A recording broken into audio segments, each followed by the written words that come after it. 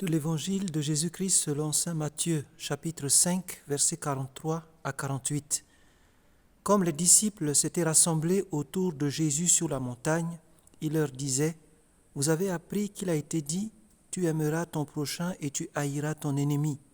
Eh bien moi, je vous dis, aimez vos ennemis et priez pour ceux qui vous persécutent, afin d'être vraiment les fils de votre Père qui est dans les cieux.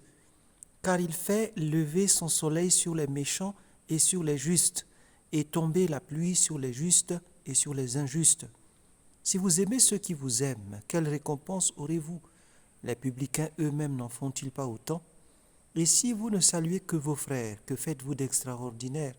Les païens eux-mêmes n'en font-ils pas autant ? Vous donc, soyez parfaits comme votre Père céleste est parfait. »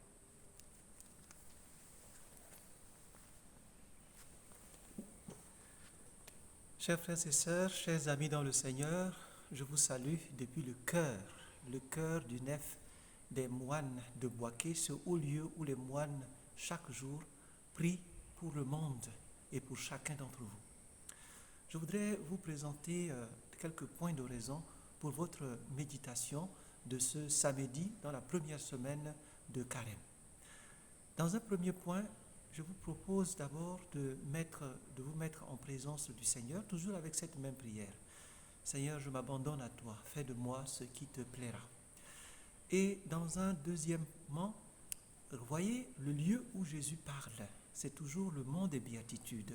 Il est assis dans ce beau lieu et les disciples sont assis autour de lui et toute la foule est là en train de l'écouter.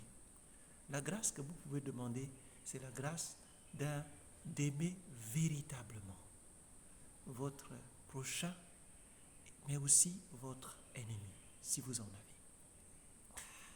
Je vous propose dans un tout premier moment de considérer ces paroles du Seigneur. Aimez vos prochains.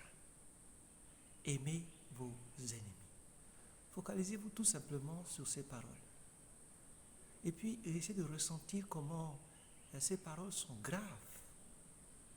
Comment une personne à qui a été fait du tort, comment cette personne peut-elle vraiment pardonner véritablement ? Essayez de vous rappeler dans votre vie personnelle s'il y a eu des moments où vous avez considéré quelqu'un comme votre ennemi. Et voyez un peu ce que vous avez ressenti à ce moment. Et essayez de voir comment ce ressentiment, ce sentir intérieur vous a comme détruit intérieurement. En vérité, le fait d'aimer son prochain, c'est le fait de s'aimer soi-même.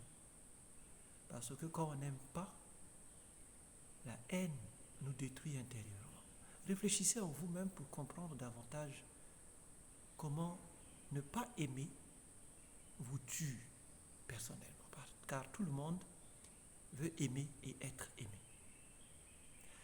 Dans un deuxième point, je vous propose tout simplement de considérer les arguments que Jésus avance pour faire comprendre qu'il faut aimer le prochain et même aimer ses ennemis. D'abord parce que nous sommes frères. Considérez comment nous sommes tous des créatures de Dieu, nous sommes tous des enfants de Dieu. Et que Dieu nous traite de manière juste.